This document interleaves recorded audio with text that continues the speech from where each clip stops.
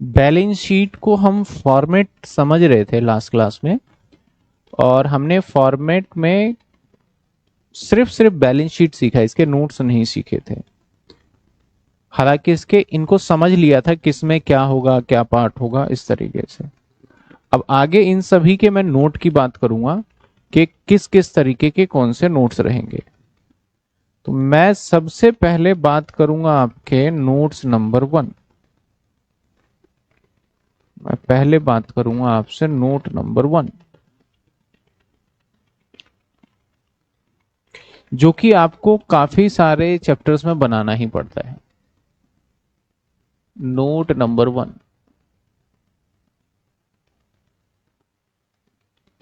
Note number 1 बनाते हैं। Particular, आपको भी नोट इसी फॉर्मेट में एग्जाम में बना के आना है। ऐसा नहीं कि जैसे मन करेगा वैसे चलो बना दिए, इसी फॉर्मेट में आपको अच्छे से नोट बना के आना है, ठीक है ना। नोट नंबर 1, पहले नोट की हम बात करें तो सबसे पहले हम लिखेंगे यहाँ पे, क्योंकि ये है शेयर कैपिटल, तो मैं यहाँ पे या टॉप पे यहीं पे लिख दूंगा शेयर कैपिटल। कैसे सर शेयर कैपिटल, तो आप देखेंगे पहले नंबर पे मैंने क्या लिखा है, शेयर कैपिटल। अब शेयर कैपिटल में कितना अमाउंट है ये कहां पता चलेगा हमें, नोट नंबर 1 में। सबसे पहला हेडिंग होगा authorise capital. Authorise capital, authorise capital. अब ऑथराइज कैपिटल का मतलब क्या होता है मैंने अच्छे से समझाया है आपको शेयर कैपिटल वाले चैप्टर में। ये रजिस्टर्ड कैपिटल होता है, और ऑथराइज कैपिटल में दो हो सकता है। एक हो सकता है equity share capital, equity share, और दूसरा हो सकता है हमारा परसेंटेज जो भी हो उसका प्रेफरेंस शेयर, प्रेफरेंस शेयर। यहां पे आप कितने नंबर हैं और कितने रुपए का है वो लिख देंगे। जैसे मैं एग्जांपल 1000 शेयर ले लूं तो 1000 @ 10 ईच। यहाँ पे 2000 एग्जाम्पल ले लिया तो 2000 @ 100 ईच, ये आ जाए। और ये कौन सा कैपिटल हो गया, ऑथराइज। इसका अमाउंट हम इसके सामने लिख देंगे और इस अमाउंट को टोटल कर देंगे, बस। हालांकि आपके एग्जाम में सिर्फ और सिर्फ इक्विटी आएगा। अगर जिस क्वेश्चन में ऑथराइज कैपिटल नहीं दे रखा है तो जो इशू कैपिटल है उसी को ऑथराइज कैपिटल मान लेना है आपको। ये पहला था इसका। इसके बाद हम लिखते हैं issued capital, issued capital.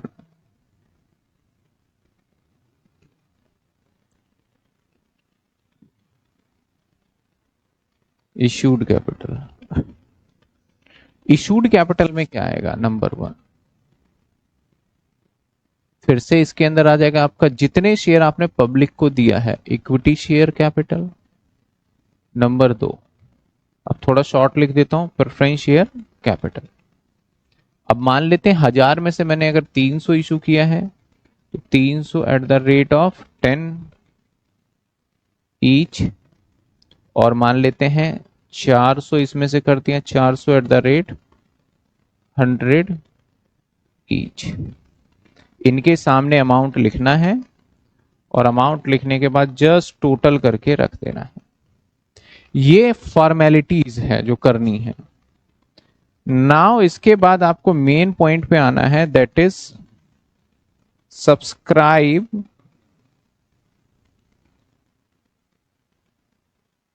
Subscribed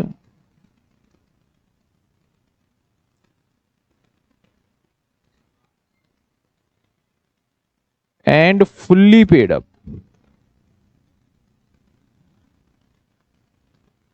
subscribe and fully paid up मतलब जो हमारे शेयर खरीदे भी गए और सारे सारे पैसे दे दिए। उसमें क्या क्या आ जाएगा, इक्विटी शेयर कैपिटल, जैसे मान लेते हैं कि 300 में से कुछ भी नंबर हो ले लो या पूरे लोगों ने पैसे दे दिए, तो इक्विटी शेयर आ जाएगा, यहां पे आ जाएगा नंबर, और एट द रेट यहां पे आ जाएगा अमाउंट। इसके अंदर भी हो सकता है प्रेफरेंस शेयर कैपिटल हो, और एट द रेट अमाउंट। अगला हेडिंग होगा that is subscribe but not fully paid up. Subscribe तो था लेकिन फुल्ली पेड अप नहीं था।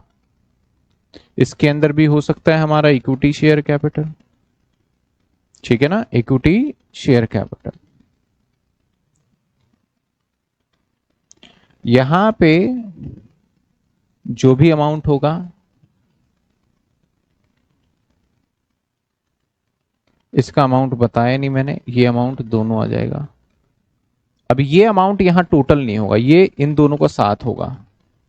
तो मान लेते हैं जो भी रहा, मान लो सपोज करो 50 शेयर है जिसने पैसे नहीं दिए, तो 50 एट द रेट 10 यानी 500। अब यहां पे जिसने पैसे नहीं दिए लेस कर देंगे हम कॉल सिनेरियर, और ऐड कर देंगे यहां पे हम share for feature, share for feature. Number की बात करूं, मान लो कॉल सिनेरियर है 100 रुपए, फॉर फीचर है मान लेते हैं 50 रुपए, तो ये माइनस हो गया, ये प्लस हो गया, तो ये आ गया हमारा कितने 450। अब ये कितना आ गया हमारा 450। तो हमें जो है ना ऊपर से टोटल लेके आना है। जैसे मान लिया जाए ये है हमारा 300, 3000, 2500, और ये है पूरे 4000। तो जो ये टोटल होगा 6500, तो 5950 ये टोटल आ जाएगा। ये टोटल पता है कहां रिफ्लेक्ट करेगा, यहां पे 5950। तो आप कोई पूछेगा कि भैया ये 6950 कैसे आया, तो हम कैसे बताएंगे 6950, उसको हम बता देंगे this side Gaurav D you,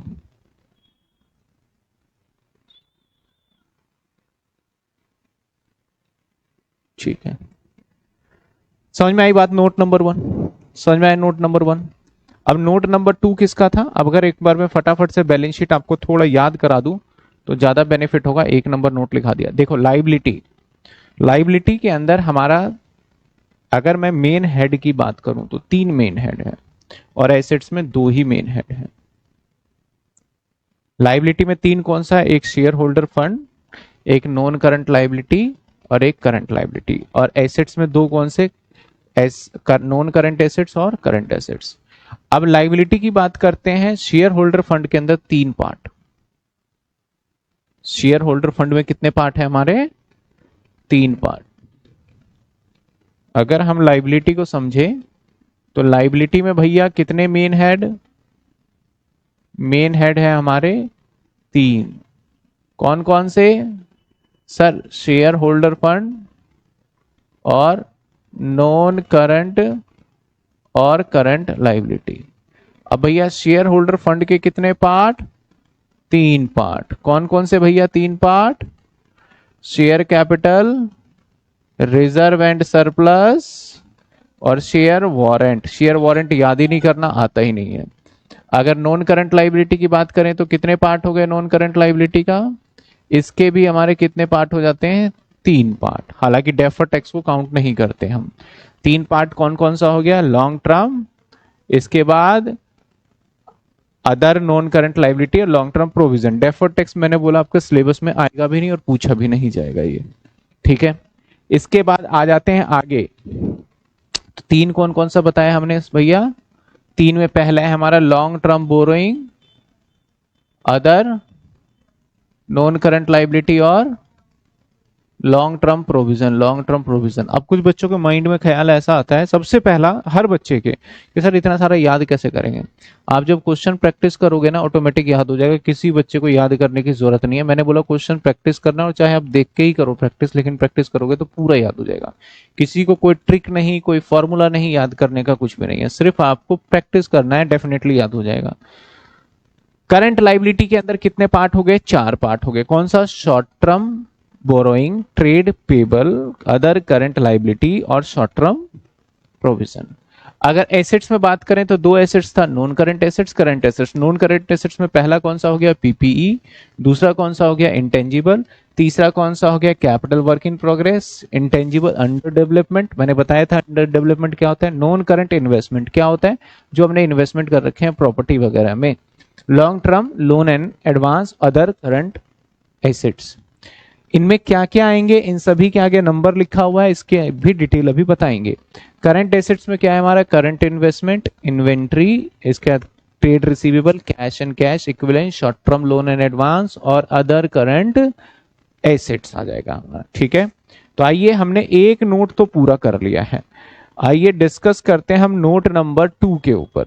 ये रहा हमारे सामने नोट नंबर 2, होपफुली आपको दिख रहा होगा। नोट नंबर 2 किसका होगा? हमारा रिजर्व एंड सरप्लस का। इसमें क्या क्या आएगा? रिजर्व नंबर सरप्लस आपको बिल्कुल ऐसे ही पेपर में करके आने। मैं क्वेश्चन प्रैक्टिस करूंगा तो मैं भी ऐसे ही करूंगा। पहला पार्ट आ गया हमारा कैपिटल रिजर्व, फिर क्या आ गया? लेकिन इस रिजर्व एंड सरप्लस को ना मैं जब करवाऊंगा क्वेश्चंस को तो थोड़ा सा इस जो करने का तरीका है यहाँ पे तो मैंने बता दिए क्या क्या आते हैं, लेकिन इसको भी थोड़ा अरेंज करने पड़ेंगे, वो मैं सिखाऊंगा कि कैसे होगा। सबसे मेन मुद्दा रहता है ये। इसके बाद capital redemption reserve, security premium reserve, debenture redemption reserve, जिसको शॉर्ट फॉर्म में बोलते हैं DRR, इसको शॉर्ट फॉर्म में बोल देते हैं CRR। जो भी रहेगा उन सभी का अमाउंट आप एक साथ आपके एग्जाम में जो भी गिवन है क्वेश्चन पेपर में आप लिखेंगे। कई बार सवाल स्पेशली आ जाता है कि आप रिजर्व एंड सरप्लस का नोट बनाइए, बात खत्म, फाइनल अकाउंट छोड़िए, आप पहले रिजर्व एंड सरप्लस का बना दीजिए। रिवैल्यूएशन रिजर्व जो भी होगा वो अमाउंट आ जाएगा। शेयर ऑप्शन आउटस्टैंडिंग, ये भी हमारा रिजर्व का पार्ट है कि हम क्या करते हैं, ऑप्शन रखते हैं कि आउटस्टैंडिंग अकाउंट को कब पेमेंट करेंगे, तो वो भी रिजर्व के अंदर आ गया। अदर रिजर्व में आ गया जो भी हमारा अदर रिजर्व होता है, जैसे कि कुछ भी हो जाए, वर्कमैन कंपनसेशन रिजर्व या सरप्लस, जैसे कि मैं बोल दूं workman compensation reserve, workman compensation reserve, या फिर मैं मान लेता हूं investment fluctuation reserve, any kind of reserve सब आ जाएगा यहाँ पे। सरप्लस का मतलब यहीं पे जो भी व्यापार से हमारा प्रॉफिट आएगा, जो कि हमारा निकलेगा कहां से? प्रॉफिट एंड लॉस से, वो सरप्लस भी इसी के अंदर आ जाएगा। तो ये नोट नंबर था किसका? हमारा रिजर्व एंड सरप्लस का। हाईली हाईली इंपॉर्टेंट, तो आप जब भी करेंगे तो मैं देखो इस पे 3 स्टार मैंने बता दिए हैं, तो ये बहुत इंपॉर्टेंट रहेगा जिसको आपको अच्छे से समझना होगा, क्योंकि मैं एक बार फिर इसके नोट को रिवाइज करूंगा। लॉन्ग टर्म बोरोइंग मतलब लंबे समय, और लॉन्ग टर्म का मतलब क्या होता है? 12 month, greater than 12 month. 12 month से क्या? ज्यादा। अगर 12 मंथ से ज्यादा आपके ऊपर कोई भी किसी भी टाइप का पैसा उधारी है, आपके ऊपर कोई कर्जा है, उसे लॉन्ग टर्म बोरोइंग के अंदर उसे डाल देंगे। सर कौन कौन सा आ सकता है? जैसे कि हो गया बॉन्ड, हो गया आपका डिबेंचर हो गया। बॉन्ड और डिबेंचर में फर्क क्या है? सरकारी कंपनी बॉन्ड इशू करती है, डिबेंचर प्राइवेट कंपनी इशू करती है। इसके बाद आ गया बॉन्ड और डिबेंचर, इसका टर्म लोन, बैंक से आपने लोन लेकर रखा है उसको टर्म लोन के नाम से भी जानते हैं। टर्म लोन हो सकता है बैंक से लिया हो या अदर पार्टी, अदर पार्टी का मतलब होता है परिवार वगैरह, दोस्त वगैरह किसी से ले लिया हो। डिपॉजिट, डिपॉजिट का मतलब है यहाँ पे public deposit. Sir public deposit का मतलब होता है, जैसे कई बार मेरा काम है अपने मकान को किराए पे देना, तो आप बहुत सारी जगह पे जब आप मकान किराए पे लेते हो तो वहां पे सिक्योरिटी डिपॉजिट जमा करना पड़ता है, या फिर बोल सकते हो आप वहां पे पगड़ी जमा करवाना पड़ता है। जैसे आप कहीं पे दुकान लोगे तो पहले आपको 10 लाख देना पड़ेगा और उसके बाद महीने महीने का किराया। तो 10 लाख जो मुझे मिला है एज अ ऑनर और एज अ बिजनेसमैन, मुझे 10 लाख का जो किराया मिल रहा है वो तो मेरे पास ही रहेगा परमानेंट। तो ये मेरे पास हो गया पब्लिक का डिपॉजिट। और कई बार पब्लिक अपना पैसा कंपनी के पास भी जमा करवाती है, जैसे कि आपने सहारा इंडिया को सुना होगा, और आपके घर वालों ने, बहुत सारे लोगों ने, सहारा कोई बैंक नहीं था, आरबीआई अप्रूव्ड नहीं था, तो आपके घर के बहुत सारे मेंबर ने सहारा के अंदर पैसे डाले होंगे, कोई ना डाला होगा, तो वो क्या कर रहे थे, पब्लिक डिपॉजिट कर रहे थे। Loan and advance related party, किसी पार्टी ने हमें लोन एंड एडवांस दिया है, लिया नहीं है, हमें मिला है। Other loan and advance specific nature कोई भी हो जाएगा, वो भी यहां पे आ जाएगा। अब यहां पे मुद्दे की बात समझिए कि भैया यहां पे डिबेंचर कई बार आता है और कई बार नहीं आता है, तो कौन से डिबेंचर आएंगे, कौन से नहीं आएंगे। मान लो मैंने एक डिबेंचर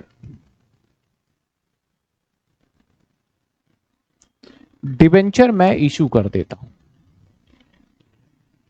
और मैंने इशू किया डिबेंचर 2025 में, मैंने डिबेंचर इशू किया 2025 में।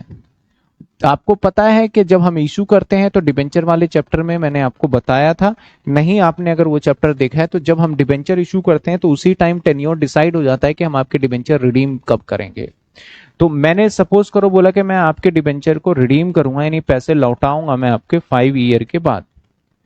तो अभी जो मैंने यहां से डिबेंचर से पैसा लिया है, मान लेते हैं कि हमने लिया है सपोज करो 10 लाख रुपए, एक एग्जाम्पल ले लिया, वैसे तो करोड़ों में होता है, मैं समझाने के लिए।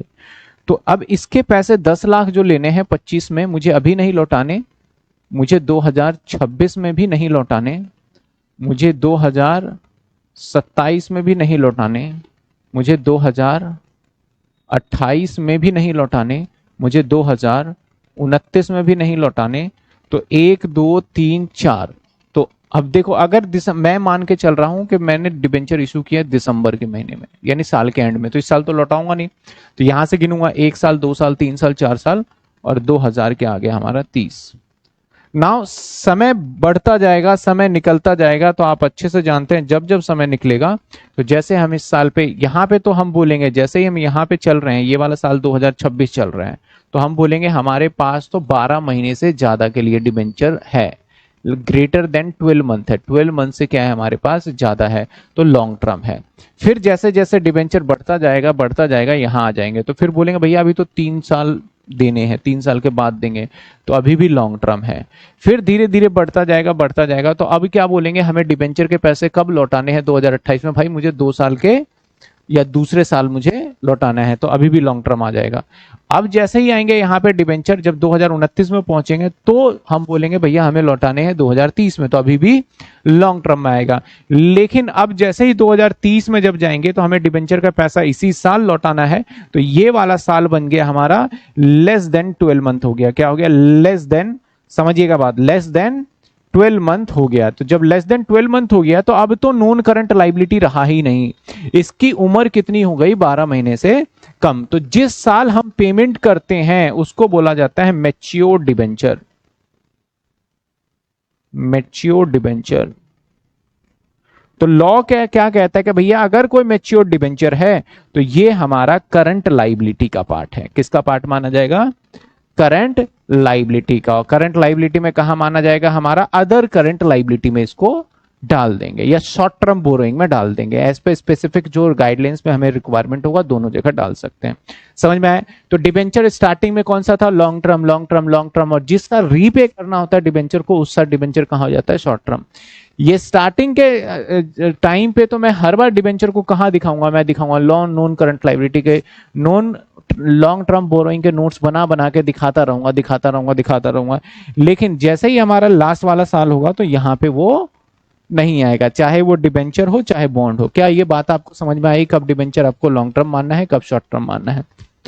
आइए आगे बढ़ते हैं अगले लाइबिलिटी पे, other long term liability. Other long term liability में ट्रेड पेबल होता है। कई बार हम किसी से उधार सामान खरीदते हैं, ट्रेड पेबल का मतलब होता है क्रेडिटर, ट्रेड पेबल का मतलब होता है क्रेडिटर।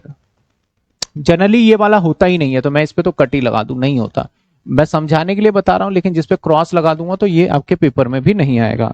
तो ट्रेड क्रेडिटर क्या होता है सर, ट्रेड क्रेडिटर का मतलब, ट्रेड पेबल का मतलब होता है आपने उधार सामान खरीदा, वो क्रेडिटर होता है। 12 महीने से ज्यादा के लिए उधार सामान खरीदा, तो वो क्या माना जाएगा, हमारा ट्रेड पेबल लंबे समय के लिए। अदर में अदर इसलिए लिखा जाता है कि बहुत सारी चीजें अगर आपको समझ में नहीं आ रही और लग रहा है कि 1 साल से ज्यादा का पेमेंट करना है तो आप कहां डाल दोगे, आप अदर में डाल दोगे। अब आ जाते हैं long term provision. Sir provision क्या होता है? प्रोविजन का मतलब होता है, प्रोविजन क्या होता है? हमें किसी को पैसा देना है, जैसे प्रोविजन फॉर डाउटफुल डेट्स, लेकिन पैसा डूबेगा तो हमारे जो लॉसेस है या किसी को पेमेंट करना है उसके लिए हम पहले से तैयार रहते हैं, लेकिन 100% श्योरिटी नहीं है कि कितना देना है, उसको क्या बोलते हैं? प्रोविजन। तो अगर कोई ऐसा है जैसे कि प्रोविजन फॉर एम्प्लॉय बेनिफिट, आपने एम्प्लॉय बेनिफिट के लिए पैसा करा, जिसको हम शॉर्टकम में ईपीएफ भी बोलते हैं, एम्प्लॉय प्रोविडेंट फंड के नाम से भी जानते हैं, तो अगर या प्रोविडेंट पीएफ के नाम से भी जानते हैं, तो अपने एम्प्लॉय को लंबे समय तक आप पैसे देते रहोगे और आपके पास अगर लाइबिलिटी पड़ा हुआ है तो वो कहाँ आ जाएगा? प्रोविजन फॉर एम्प्लॉय बेनिफिट के अंदर आ जाएगा। मैं आपको बोल दूं ये भी आपके एग्जाम में ना के बराबर है, ये भी नहीं आएगा। ठीक है, ये वाला पॉइंट आ सकता है, 1-2 क्वेश्चन में है, बाकी में नहीं आएगा। अभी तक क्या देखे हमने? 4 नोट देख लिए हैं। कौन कौन सा? शेयर कैपिटल और नॉन करंट लाइबिलिटी में हमने क्या क्या देख लिया?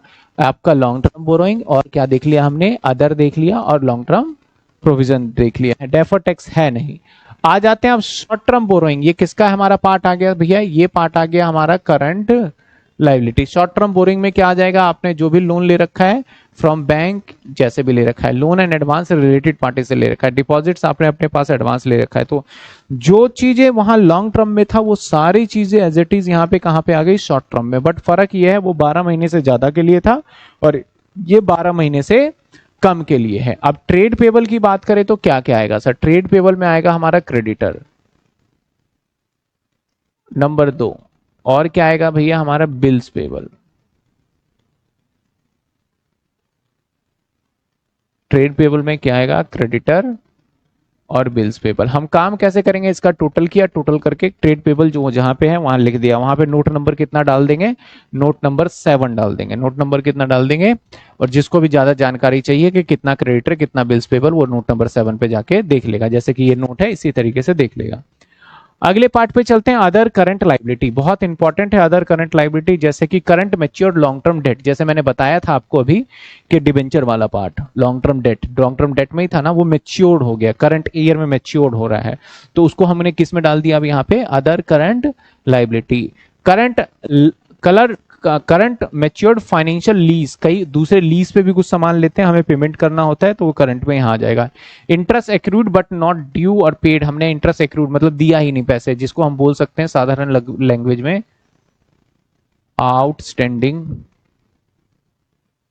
Outstanding interest.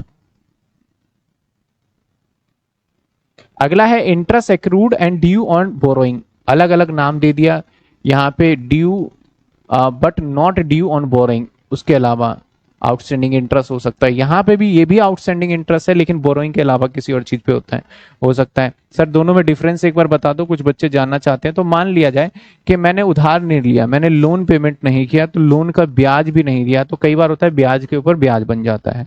तो जब ब्याज के ऊपर ब्याज बनता है तो ब्याज हमारे लिए लोन नहीं कहलाता, तो उसका इंटरेस्ट यहाँ आ जाएगा, लोन के ऊपर इंटरेस्ट यहाँ आ जाएगा। इस तरीके से example.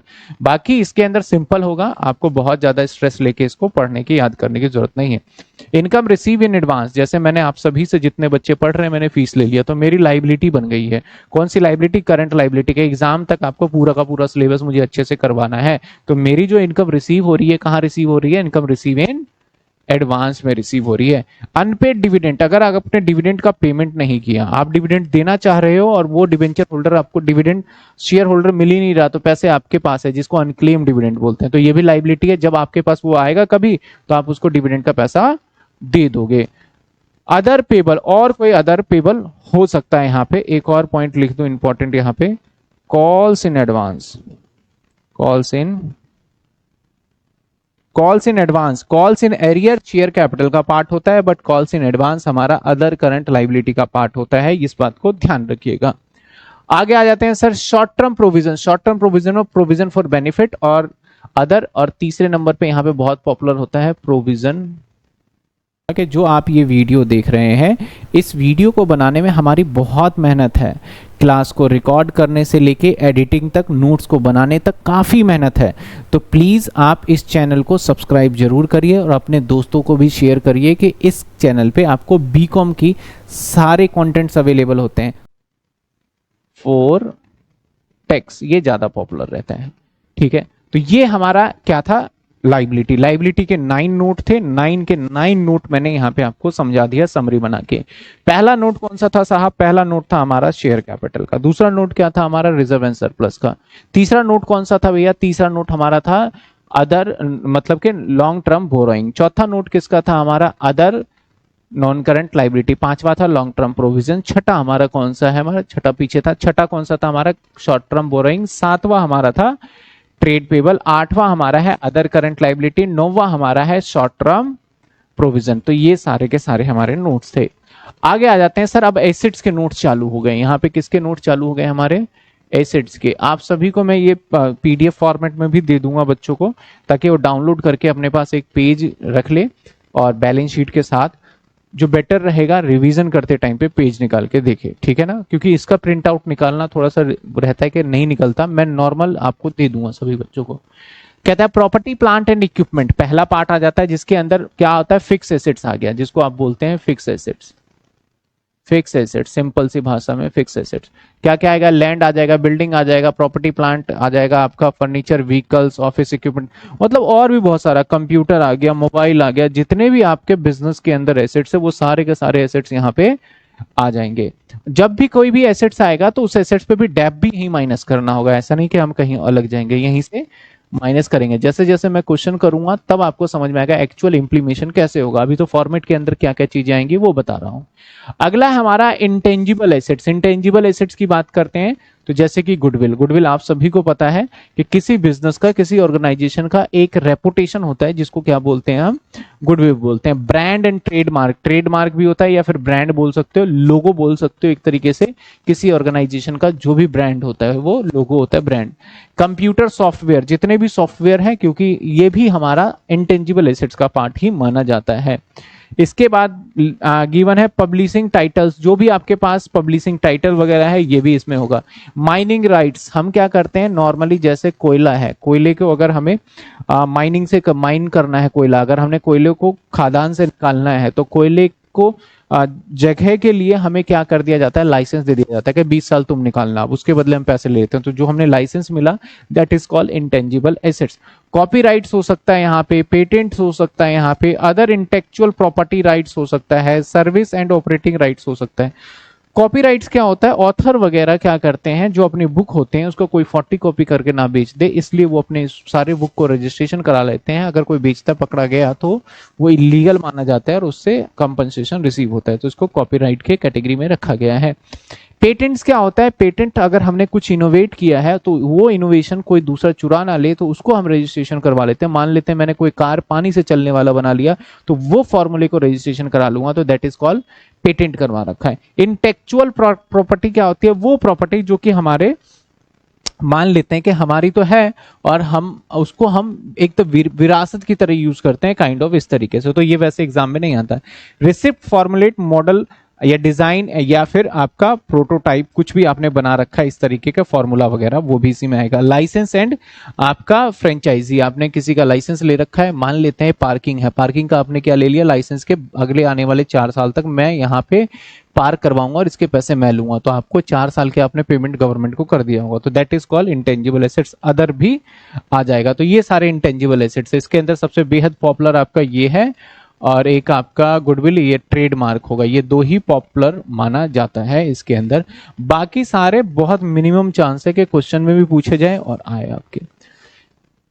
Note number 12, total 20 note है। नोट नंबर 12 नंबर नोट किसका है sir, non current investment. Non current investment, इससे पहले हमारे 2 पार्ट थे जो कि चले गए, क्या, capital under work in progress और एक क्या था, goodwill under intangible assets under development, वो चले गए। इसके बाद आ गया हमारे क्या, note number 12 non current investment. Investment का मतलब है, अब एक समझना, एक मैंने मकान लिया और मकान के अंदर मैं बिजनेस कर रहा हूं, ये मकान लिया और इस मकान के अंदर मैं बिजनेस कर रहा हूं, तो ये हमारा बिल्डिंग आएगा और ये प्रॉपर्टी प्लांट और इक्विपमेंट का पार्ट होगा।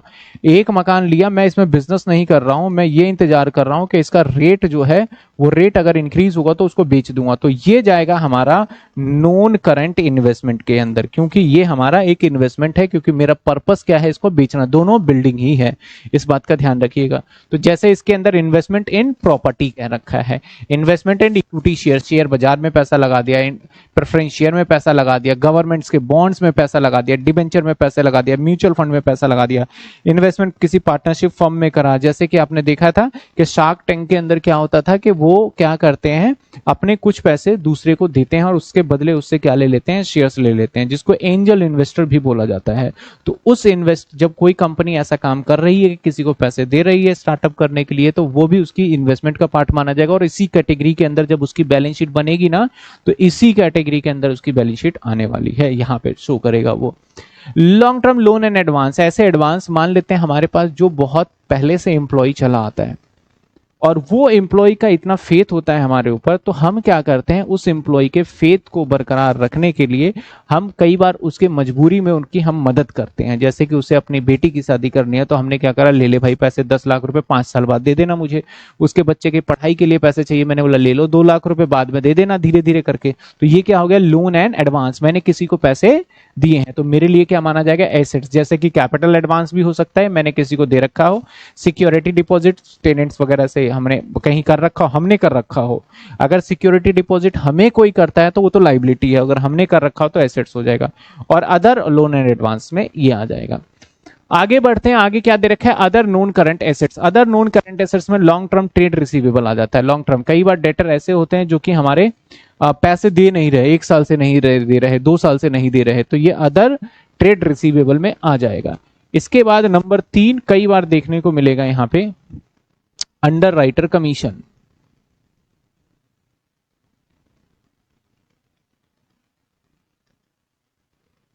Commission number 4 preliminary expense, preliminary expense. तो ये सारे वो खर्चे हो गए, सॉरी वो पार्ट हो गए जो एसेट्स है। Sir preliminary expense under writer commission assets कैसे आ गया, ये जब हम करेंगे क्वेश्चन तो बताएंगे, क्योंकि आपने एक कुछ पार्ट तो पीएनएल में दिखा देते और कुछ पार्ट आप एसेट्स में 1/4 करके दिखाते थे, तो उसके अकॉर्डिंग ये यहाँ पे डिस्ट्रीब्यूट हो जाता है। इसके बाद आगे आपका पहला पार्ट, ये करंट लाइबिलिटी स्टार्ट हो गया, यहां से करंट लाइबिलिटी स्टार्ट हो, सॉरी करंट एसेट्स स्टार्ट हो गया। तो ये पहला पार्ट आ गया हमारा क्या, करंट इन्वेस्टमेंट। वो इन्वेस्टमेंट जो ने आपने बहुत शॉर्ट टाइम के लिए किया हुआ है, शेयर बाजार में पैसे लगाया, कल खरीद, आज बेचा, 15-20 दिन 1 महीने के बाद आपने उससे बेच के पैसे निकाल लिए हैं। तो इन्वेस्टमेंट इन इक्विटी आपका हो गया, investment in equity, investment in preference share. तो जितने भी लॉन्ग टर्म इन्वेस्टमेंट थे ना, और 12 महीने के लिए कम के लिए लगाओगे तो वो क्या माना जाएगा, शॉर्ट टर्म इन्वेस्टमेंट। मैंने कहा मैंने शेयर 2 साल के लिए खरीद लिए भाई, तो ये लॉन्ग टर्म इन्वेस्टमेंट हो गया। अगर मैंने कहा कि भैया मैंने शेयर खरीदा है 7-8 महीने में मैं बेच दूंगा फिर पैसे आ जाएंगे, तो ये शॉर्ट टर्म इन्वेस्टमेंट हो गया। वो टाइम के ऊपर टोटली डिपेंड करता है। इसके बाद आ गया इन्वेंट्री। इन्वेंट्री का मतलब क्या होता है, स्टॉक। इन्वेंट्री का मतलब सिंपल लैंग्वेज में कई बार बहुत सारी जगह पे स्टार्टिंग में स्टॉक बोला जाता है। इसके अंदर इन्वेंट्री 3 तरीके का होता है। रॉ मटेरियल मतलब कच्चा माल, वर्क इन प्रोग्रेस मतलब अभी काम चल रहा है, और फिनिश गुड्स का मतलब माल तैयार हो गया। स्टॉक इन ट्रेड, कई बार ऐसा होता है कि आपने क्या करा, कहीं माल भेजा है, मान लेते हैं एक ए पॉइंट है और एक बी पॉइंट है, आपने क्या करा, माल कहीं से मंगवाया है, तो मंगवाया है तो आपके पास सामान आया नहीं, वो रास्ते में ही है अभी, लेकिन वो आपके पास पहुंच जाएगा अभी, तो इसको बोला जाता है स्टॉक इन ट्रेड। या आपने किसी को माल भेजा है और इस गारंटी के साथ आपने माल भेजा कि भाई तेरे पास जब पहुंच जाएगा तब मानूंगा तेरे पास माल गया है, तो मैंने किसी को भेजा है तो लेकिन ये कहाँ रह गया, रास्ते में ही है, तो इसको बोलते हैं स्टॉक इन ट्रांजिट भी बोल सकते हैं, स्टॉक इन ट्रेड भी बोल सकते हो। स्टोर एंड स्पेयर पार्ट्स बहुत छोटी छोटी चीजें होती हैं जो कि कंस्ट्रक्शन कंपनी में यूज होती है, कील हो गया, ये सारी चीजें हो गई, इसको स्पेयर पार्ट्स के अंदर कैटेगरी में रख दिया गया है। लूज टूल्स वगैरह क्या होते हैं, कुछ जैसे रिंच वगैरह हो जाते हैं यहाँ पे, अदर ये स्पेसिफाई नहीं किया हुआ। अब यहाँ पे ट्रेड रिसीवेबल में 2 ही चीज आएगा, डेटर और बिल्स रिसीवेबल। डेटर 12 महीने से कम है तो यहाँ आ जाएगा, 12 महीने से ज्यादा कहाँ है तो अदर नॉन करंट एसेट्स के अंदर आ जाता है हमारा। आगे देखा जाए तो कैश एंड कैश इक्विवेलेंट क्या क्या आएगा, balance with bank, balance with cash, cash in hand, जो भी दे रखा है, चेक ड्राफ्ट हो, अदर आ जाएगा, सिंपल सी बात है। इसके बाद है short term loan and advance. तो जो हमने बोला था कि शादी के लिए पैसे दिए हैं एडवांस, अगर 6-7 महीने के लिए किसी को दे रखा है एडवांस, तो वो कहां आ जाएगा, short term loan and advance के अंदर आ जाएगा। लास्ट हमारा दे रखा है other current assets. Other current assets का मतलब क्या है भैया, अदर करंट एसेट्स का मतलब है हमारा वो एसेट्स जैसे प्रीपेड एक्सपेंस, एक्रूड, जो बच गए हैं वो सारे आ जाएंगे। मेनली प्रीपेड और एक्रूड इंटरेस्ट ही आएगा। तो ये था हमारा सारा का सारा एसेट्स का कैटेगरी। अब मुझे बताएंगे आप,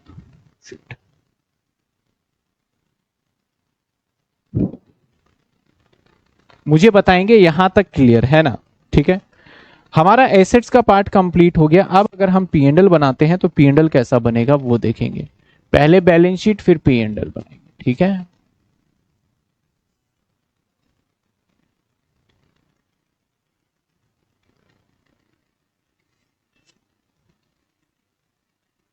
ये आ जाइए पी एंड एल, फिर इसके नोट की बात करेंगे। अब पी एंड एल का नाम थोड़ा मॉडर्न कर दिया हमने। क्या कर दिया पता है आपको, स्टेटमेंट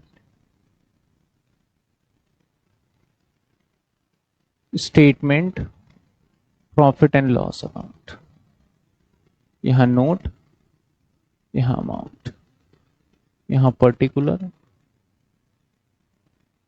सबसे पहला पार्ट यहां रोमन में गिनती चलेगा 1।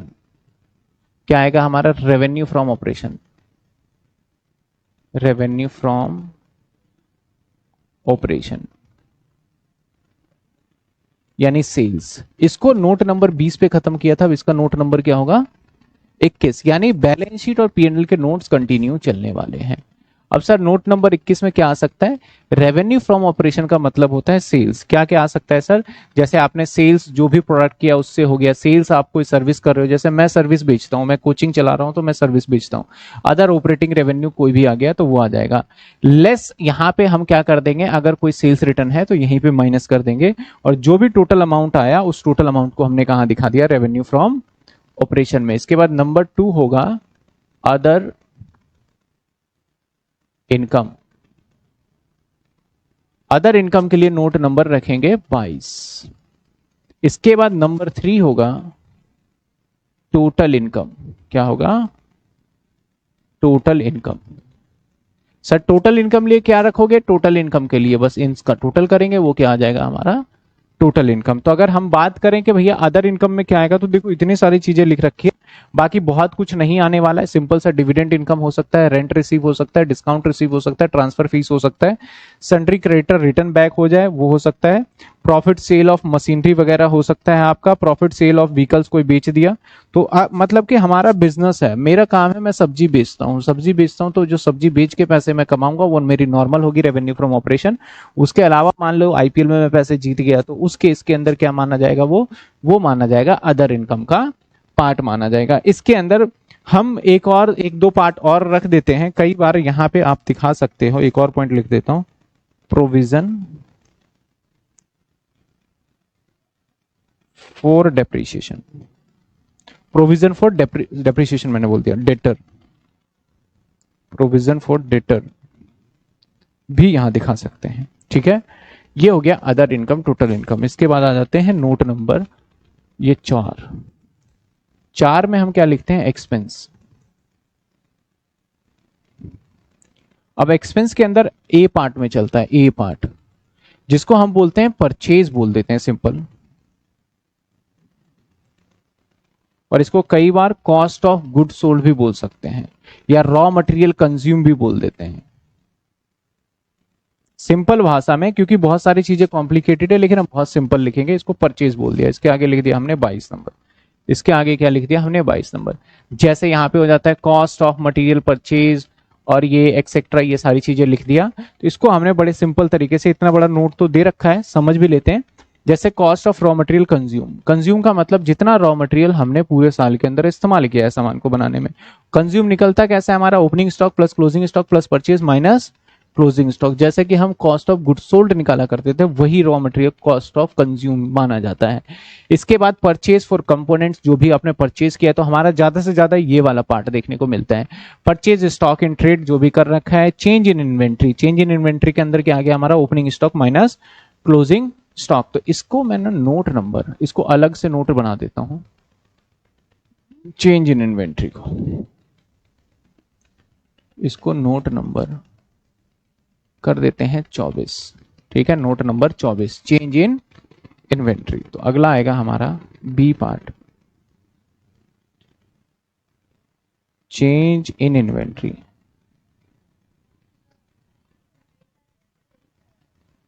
क्यों? अच्छा, ये परचेज 23 हुआ ना, ऊपर नीचे हो गया थोड़ा, देखते हैं। परचेज 23, ठीक है 23, और ये था 24, हाँ ये आ गया 24 नंबर। चेंज इन इन्वेंट्री क्या होगा? ओपनिंग स्टॉक माइनस में क्लोजिंग स्टॉक। ये माइनस में भी हो सकता है और प्लस में भी हो सकता है, सिंपल सी बात है।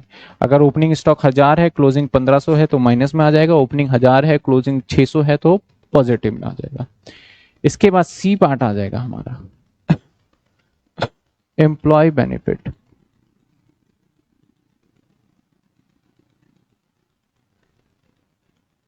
सर एम्प्लॉय बेनिफिट क्या होता है? जो एम्प्लॉय से रिलेटेड सारे खर्चे होते हैं, जैसे एम्प्लॉय को हमने सैलरी दिया, वो एम्प्लॉय बेनिफिट में आ जाएगा। एम्प्लॉय को बोनस दिया, एम्प्लॉय बेनिफिट आ जाएगा। एम्प्लॉय को गिफ्ट दिया, एम्प्लॉय बेनिफिट में आ जाएगा।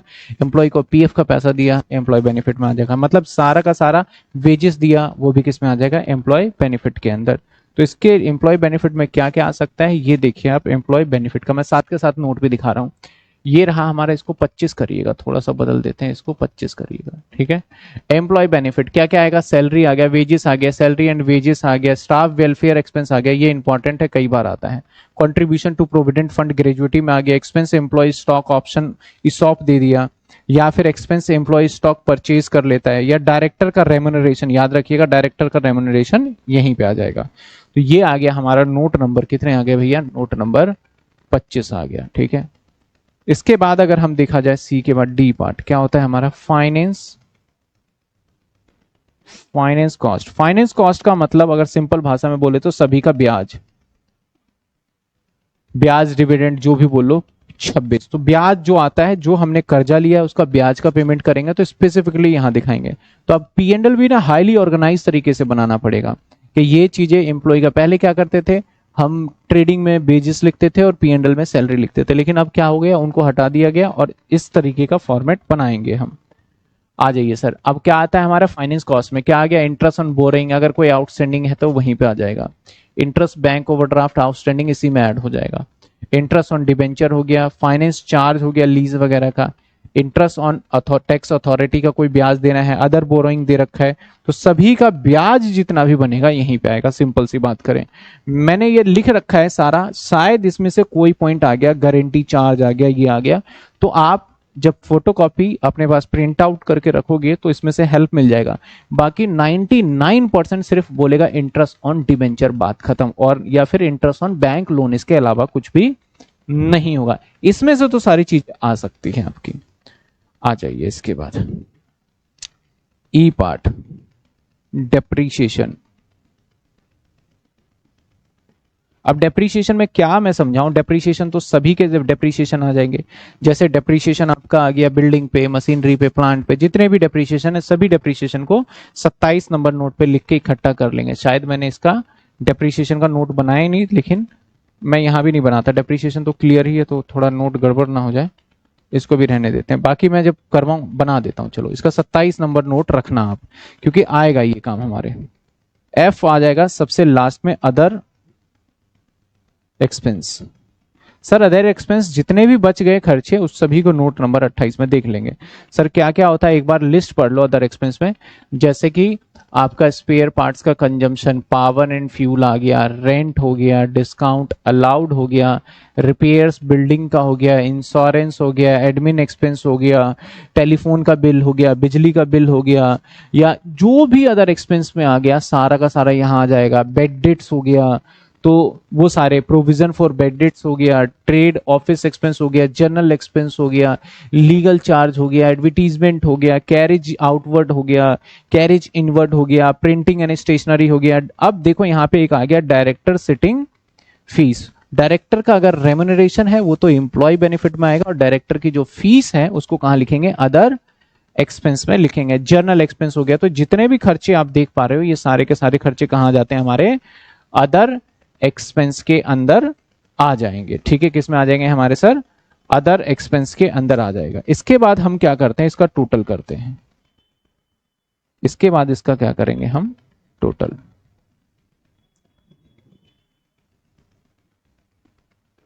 इसके बाद हम टोटल करेंगे। जैसे ही हमने टोटल किया, अब हम करेंगे प्रॉफिट बिफोर टैक्स। टैक्स से पहले तो हम कैसे करेंगे, 3 वाला पॉइंट माइनस 4 वाला पॉइंट, जो 4 का टोटल था, तो ये आ जाएगा प्रॉफिट बिफोर टैक्स। इसमें से क्या माइनस कर देंगे हम, प्रोविजन फॉर टैक्स, जो भी आपने टैक्स का प्रोविजन करा है, इसके लिए कोई नोट नहीं होगा। फिर ये आ जाएगा हमारा प्रॉफिट आफ्टर टैक्स, और जो ये आएगा माइनस करने के बाद वो आएगा हमारा प्रॉफिट आफ्टर टैक्स। एफ के बाद इसको पॉइंट नंबर 5 दे देंगे, इसको पॉइंट नंबर 6 दे देंगे, और इसको पॉइंट नंबर 7 दे देंगे। इतना करने के बाद ये हमारा जाके पी एंड एल तैयार होगा। बाकी आपके बुक में, किताब में, पी एंड एल में बहुत भी बड़ी सारी एक्स्ट्रा ऑर्डिनरी आइटम, ये सब चीजें जोड़ रखी होगी, जो कि मैं समझा देता हूं। उसको आपको पढ़ना नहीं है, बस एज अ नॉलेज पर्पस के लिए देखना है।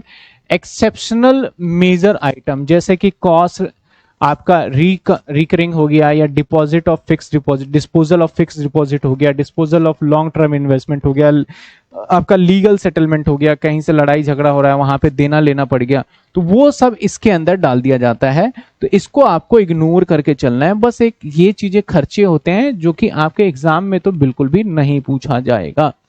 ऐसा ही हो जाता है एक्स्ट्रा ऑर्डिनरी आइटम, जैसे कि आपका वो लॉस, वो नुकसान जो कि ऐसा नुकसान है जो कि अचानक से हो जाता है, जैसे loss by fire, loss by theft, loss by earthquake, ये सारी चीजें यहाँ पे आ जाएगी।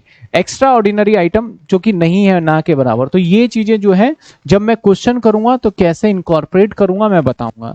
बाकी बड़ा सिंपल था। तो आज हमने क्या क्या देखा, अगर ध्यान से हम देखें तो आज हमने क्या क्या देख लिया साहब। आज हमने देख लिया, सबसे पहले हमने देखा बैलेंस शीट को। बैलेंस शीट की तरफ अगर हम फोकस करें तो बैलेंस शीट में कितने नोट थे सर, बैलेंस शीट में हमारे टोटल थे 20 नोट्स। बैलेंस शीट में हमारे टोटल हैं 20 नोट्स। 20 नोट्स को हमने पूरी तरीके से पढ़ लिया। हमने लास्ट क्लास में बैलेंस शीट देखा था, कैसे बनेगा बैलेंस शीट, वो सारी चीजें देख लिया हमने। ये था हमारे सामने बैलेंस शीट। बैलेंस शीट में 20 नोट हो गए, पे एक एक करके नोट हमने देख लिया सारा। इसके बाद जो नोट हमने देखने के बाद फिर क्या बना हमारा भैया, P and L. P and L जो बना हमारा, उसको मैंने अपने हाथ से बनाया है ताकि आपको समझ में अच्छे से आ जाए। ये बन गया हमारा क्या, P and L. P and L के भी नोट्स होंगे बैलेंस शीट के बाद, आगे कंटिन्यू पी एंड एल के नोट्स में जाएगा, जो कि 21 नंबर से स्टार्ट हुआ है। इसके भी सारे के सारे हमने नोट्स क्या करे, देख लिए। तो आज की डेट में यानी 2 क्लासेस हमें लग जाती हैं इसकी सिर्फ फॉर्मेट को समझने में। अगली क्लासेस से हम इसके प्रैक्टिकल क्वेश्चंस करेंगे विदाउट एडजस्टमेंट, ताकि हम इसको फिल करना सीख ले विदाउट एडजस्टमेंट। और इस क्वेश्चंस को देखने के लिए एक मैं कुछ क्वेश्चंस डाल दूंगा, जिससे आप अपने आप को टेस्ट कर सकते हो, ये पार्ट यहाँ पे जाएगा या फिर कहाँ जाएगा। ठीक है, तो ये सारी चीजें याद रखना है आपको। Sir P and L, profit and loss balance sheet में नहीं जाएगा, बिल्कुल। ये वाला जो प्रॉफिट निकाला था ना लास्ट में, जो हमने प्रॉफिट निकाला था, ये वाला जो प्रॉफिट निकाला था प्रॉफिट आफ्टर टैक्स, ये चला जाएगा बैलेंस शीट में। तो वही तो मैं बोल रहा हूँ, बैलेंस शीट में कहा जाएगा, रिजर्व एंड सरप्लस में। तो मैंने कहा कि रिजर्व एंड सरप्लस एक बार और हम करेंगे, समझे बात आप। तो ये था बैलेंस शीट। 2 फॉर्मेट है इसका। आसान याद करने का तरीका, एक बार आप देख के करो, दूसरी बार आप बिना देखे करने की कोशिश करो, नहीं होता फिर देख के करो, तीसरी बार बिना देखे करने की कोशिश करो। जब आपके होने लग जाए, सिर्फ और सिर्फ, मैं इतना नहीं कह रहा कि सारे अंदर के पॉइंट करो, सिर्फ नंबर नंबर ऊपर के लिखो, जैसे कि 3 नोट है, 4 नोट है, 5 नोट है, ताकि आपको रिमाइंडर है। चलिए, अब फाइनल अकाउंट में थोड़ा रिकॉर्डिंग मत प्रिफर करना, फाइनल अकाउंट के अंदर आप लेटेस्ट से लेके चलना है। पहले बैलेंस शीट बनेगा, फिर पी एंड एल बनेगा। ठीक है, पहले बैलेंस शीट फिर पी एंड एल बनाएंगे हम। हाँ, वो कल का रह गया था संदीप। चलिए, गुड नाइट, टेक केयर। अगली क्लास है कल, मिलते हैं हम सेम टाइम पे क्लास में, और कल टू बी कंटिन्यू, आगे हम इसके प्रैक्टिकल क्वेश्चन करने वाले हैं।